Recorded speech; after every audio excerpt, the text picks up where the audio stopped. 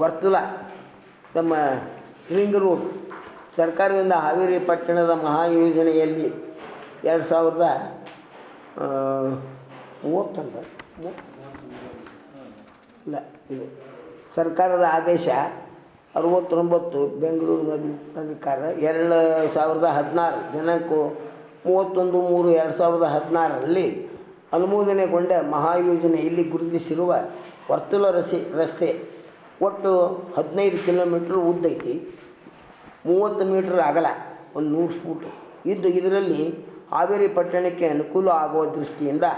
ಸುಮಾರು 11.5 ಕಿಲೋಮೀಟ್ರ್ ಉದ್ದದ ವರ್ತುಲ ರಸ್ತೆ ನಿರ್ಮಾಣ ಮಾಡುವ ಉದ್ದೇಶಕ್ಕೆ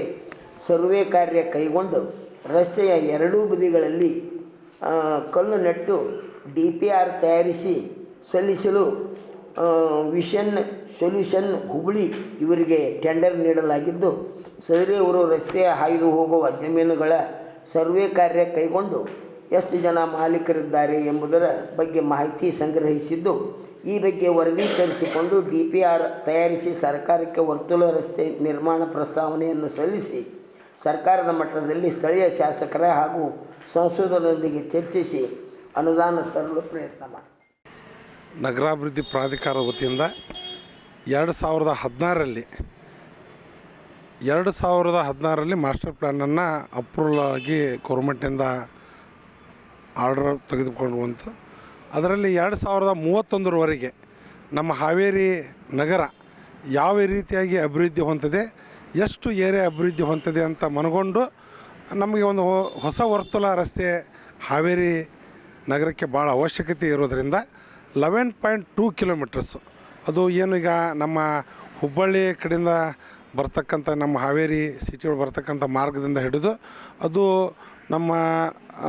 ಗುತ್ತಲ ರಸ್ತೆಯವರು ಹೋಗಿ ಗುತ್ತಲ ರಸ್ತೆಯಿಂದ ನಮ್ಮ ಮುಕ್ತಿಧಾಮದವರೆಗೆ ಹಾಯ್ದು ಮತ್ತೆ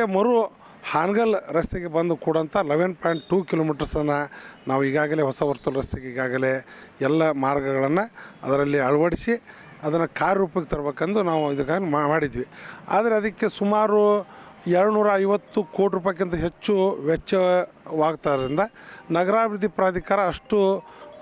ಹಣಕಾಸಿನ ಸೌಲಭ್ಯತೆ ಅದರಲ್ಲಿಲ್ಲ. ಸರ್ಕಾರಕ್ಕೆ ನಾವು ಹಲವಾರು ಬಾರಿ ಪತ್ರಗಳನ್ನು ಬರೆದರೂ ಸರ್ಕಾರದಿಂದ ಯಾವುದೇ ಮಾರ್ಗನಿರ್ದೇಶನ ಆಯಿತು ಮತ್ತು ಹಣಕಾಸಿನ ಸ್ಥಿತಿಗತಿ ಬಗ್ಗೆ ನಮ್ಗೆ ಯಾವುದೇ ಆಶ್ವಾಸನೆ ನೀಡಲಿಲ್ಲ. ಆದರೆ ನಾವು PPP ಮಾಡೆಲ್ ಮೇಲೆ ಪ್ರೈವೇಟ್ ಪಬ್ಲಿಕ್ ಸೆಕ್ಟರ್ ಆ ಮಾಡೆಲ್ ಮೇಲಾದರೂ ಮಾಡಬೇಕಂತಕೊಂಡು ನಾವು ಸರ್ಕಾರಕ್ಕೆ ನಾವು ಮತ್ತೆ ಮರು ಪ್ರಸ್ತಾಪನೆ ಸಲ್ಲಿಸಿ ಅದನ್ನು ಲ್ಯಾಂಡ್ ಎಕ್ವಿಷನ್ ಅವ್ರು ಮಾಡಿಕೊಳ್ಳಿ, ರೋಡನ್ನು PPP ಮೇಲೆ ಮಾಡೋಣ ಅಂತ ಹೇಳಿದ್ವಿ. ಬಟ್ ಅದು ಸರ್ಕಾರದಿಂದ ಸ್ಪಂದನೆ ಸಾಕಷ್ಟು ಸಿಕ್ಕಿಲ್ಲ. ಹೀಗಾಗಿ ಈ ನಗರಾಭಿವೃದ್ಧಿ ಪ್ರಾಧಿಕಾರ ಈಗಾಗಲೇ ಅಲ್ಲಿ ಬರ್ತಕ್ಕಂಥ ಲೇಔಟ್ಗಳಿಗೆ